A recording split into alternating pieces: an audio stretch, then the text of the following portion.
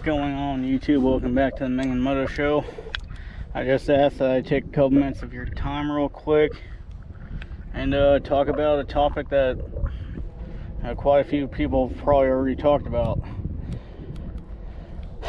First off, sorry for any wind noise getting picked up in the mic. It's windier. It's been getting pretty windy out here, which is not really usual for this area. It's a little unusual for it being this windy out here. So one thing I'm going to say real quick before we get into today's topic, I'm going to probably end up taking this bike apart as much as I can.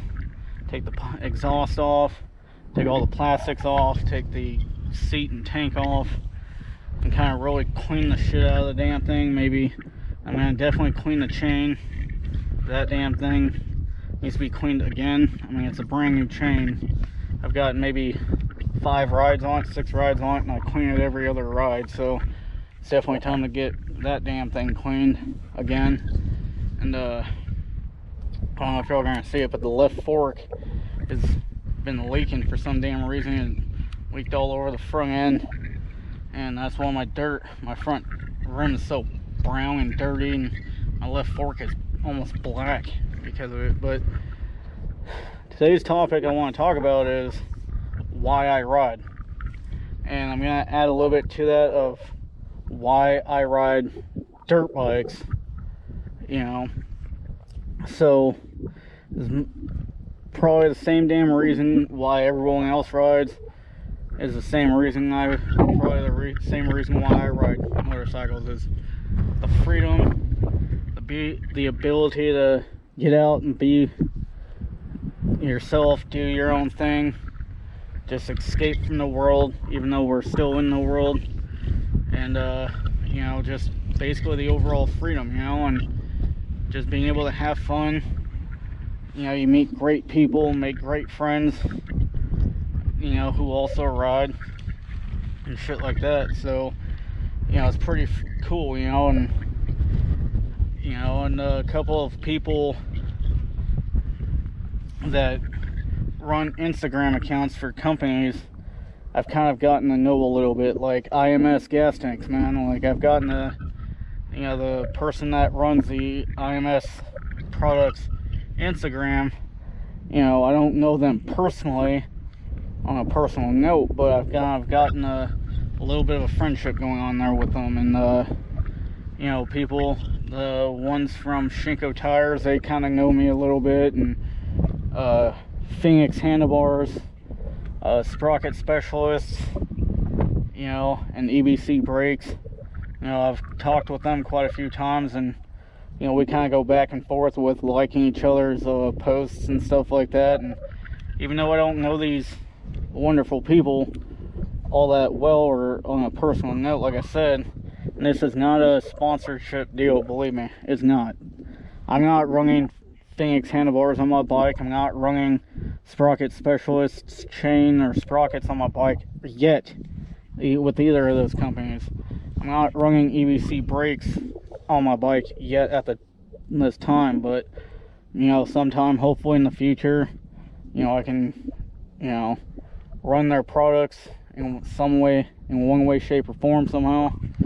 That'd be pretty cool. But like I said, like I've said in a couple of my other videos before, I don't technically own this bike because the bike's not in my name. It's a borrowed bike, and so the thing about that is, it's I don't have the money to really buy nice parts for the bike, and even if I did, I can't really buy the parts right now because I got some bills I'm kind of a little behind on that I gotta catch up on, unfortunately. And it's kind of hard when it all started back in February of 2019. As some of y'all know, I wrecked back in February of 2019. I was out of work for about 4 to 5 weeks, or about 4 weeks, and after the 4th week I kind of started getting back into work a little bit because I had a cast on my right wrist and I just couldn't really do too much. So, and then for about a month and a half, 2 months after that, about a month after that, I wasn't working full time like I was prior to the wreck. So I got really behind on some of my bills and stuff like that. And, you know, now because of this whole coronavirus thing, I've been out of work for about a month and a half now, and I'm just not making any money now. So, you know, if anybody that works for the bill companies that I'm behind on, I'm sorry. There's nothing I can do right now about it. Like, I'm struggling just trying to be able to survive and get out here, you know, once in a while, just to get my mind off of shit, you know, and trying to relax a little bit. But you know,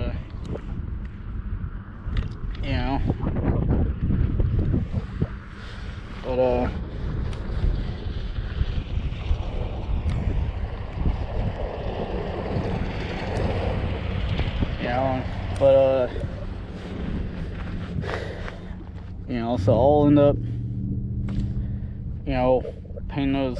It's basically the only bills I gotta really pay is my credit card. But anyways, yeah, my credit card is really the only thing I'm struggling with, really. I mean, I'm not crying a river. I'm not asking anybody to feel bad for me or whatever. I'm not asking anybody for help. I'm just explaining some shit real quick. But now, that's the reason why I ride, because I like the freedom. I like getting away from people. I like kind of just getting lost out here a little bit, kind of clearing my mind. When I'm on my bike, I don't think about shit. Like literally the only thing going through my head is what I'm doing on the bike. Trying not to die, shifting the right way, hitting the brakes the right way, hitting the throttle at the right point in time and all that. You know, and most of y'all know what I'm talking about. Like, you're not, excuse me, I'm sorry. You're not thinking about anything other than riding the bike and trying not to die. Now, the reason why I ride dirt bikes and not street bikes is because my dad used to ride way back in the day when he was, you know, up to about 30, 31 years old, and till about the time that I was born. And, you know, that was when him and my mom were together, and shit started hitting the fan back in the late 80s, early 90s. They had to give up their apartment and whatever. You know, my dad had to sell the truck and the bikes and whatever. You know how life happens. And then I was born in 91, and then come around 2000, year 2000, I was like 9 years old. My dad ended up getting another bike, and I got my first bike when I was 10 years old in 2001. Had to rebuild the top end on that bike. The guy screwed me over. Paid like $1,000 for the bike because I was picking up a bunch of recycling and doing odd jobs for people around my neighborhood that knew me, saving up my money. I saved up like $1,500, paid $1,000 for the bike. It was an RM80 two-stroke 1992, and spent like $400 rebuilding the engine, the top end of the engine.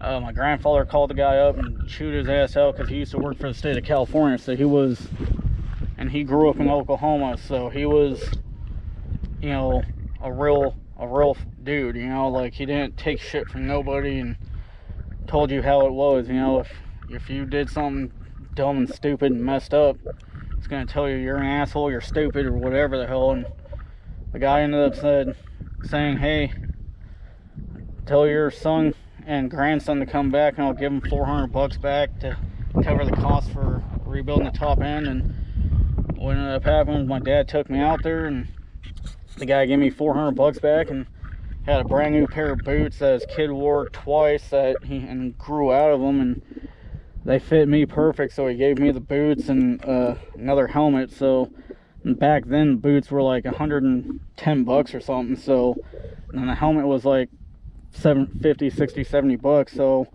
I made out with like $600 in cash and boots and a helmet. So really, I only paid like $400 or something like that for the bike at the end of the day.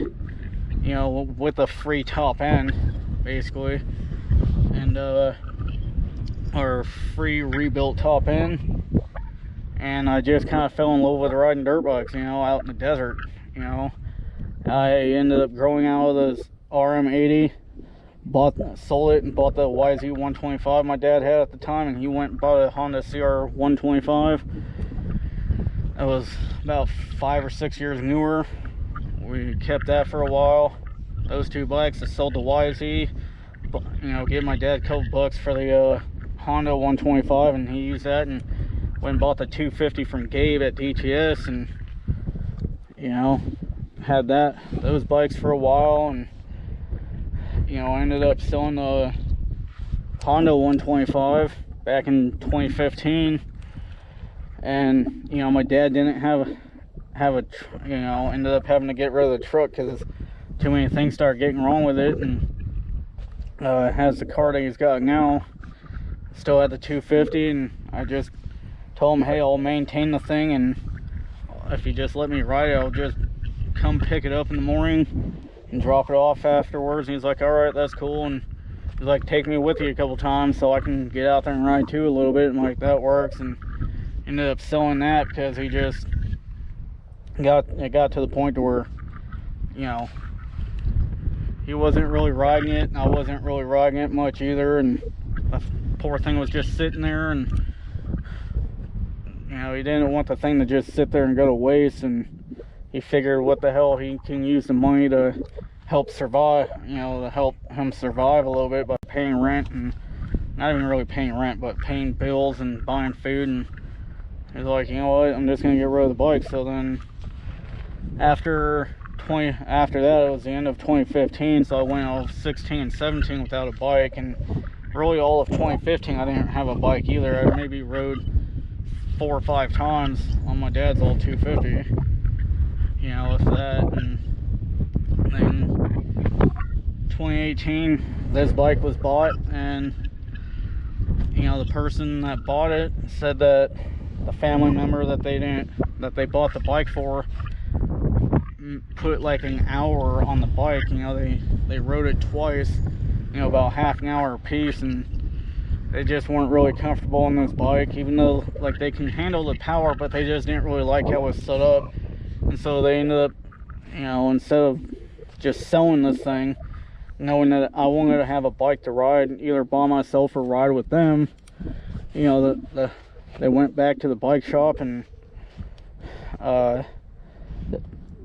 they had their kid or family, not even kid, their family member sitting on a couple of bikes, and the guy ended up finding a KTM 300 XCW, you know, 2-stroke.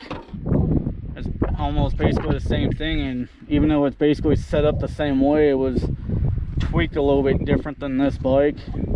Suspension was tuned a little bit different, I guess, and, you know, had a little bit more weight to it because it had the headlight and electric start, and you know, it already had the bigger tank on it, so they bought that bike, and they were going to sell this, but then they figured, you know what, hey, Minion, we understand you don't have a bike and you want to get out there and ride, and you know, they go riding once in a while, and when I'm out riding with them, I don't film, just because they don't want to be on camera, and I don't blame them.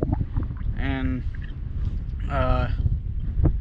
it's more or less just you know, time for all of us to ride, and that's why I come out here by myself once in a while, so that way I can actually film and be focused on what I'm doing, not have to be concerned about not showing their faces or their vehicles and their license plates to their vehicles and all this shit, you know. And you know, so that way I can just come out here and kind of ride, and you know, sometimes they'll show up out like where they'll ask where I'm at, and I'll tell them I'm at such and such place, and they'll be like, all right, well, I'll be out there in X time. I'm like, all right, cool. And so I'll get out here, I'll ride for an hour and a half, 2 hours, and do my thing, do a little bit of filming and whatever, and then by the time they get out to wherever I'm at, I'll just take the camera off my helmet, disconnect the microphone from the mic adapter and just wrap my microphone around the part of my helmet and just tape it there and just enjoy the day. And they're not coming out today. They're just not into it today. I don't blame them, but you know. But look at this. This is why I come out here and ride. There's no noise other than a little bit of wind, right? There's natural beauty out here. There's no cars honking, there's no road noise, there's no people yelling, screaming, hooting and hollering and talking shit all the damn time. There's no sirens going off. The only thing I hear occasionally is just an airplane flying over. Whatever. Like I said, a little bit of wind noise. And you know, hell, you can't really beat this, you know. I know there's people out there that live in the forest and say you can't beat the view and the smells and the sounds of the woods, and believe me, I completely understand that, because the woods have their own unique good smells, the mountains have their own unique good smells, the desert has its own good unique smells and vibes and all that shit, and you know, whatever. So hell, get out and ride, man. If y'all don't ride, you're missing it, man. Even though I spend half my time just kind of out here, you know, just relaxing, chilling, sitting down, relaxing, doesn't matter. I'll spend half my time relaxing because I'm just enjoying the views, man. The other half time I'm enjoying myself riding, and I'll tell you what, it's all mighty fine and dandy with me. So thanks for enjoying the Mingin Moto Show. Catch you guys on the flip side. I'm going to change my battery out real quick because there's this truck that just rolled up and they just stopped right there. So I'm going to change my battery out just in case shit happens. Catch you guys on the flip side.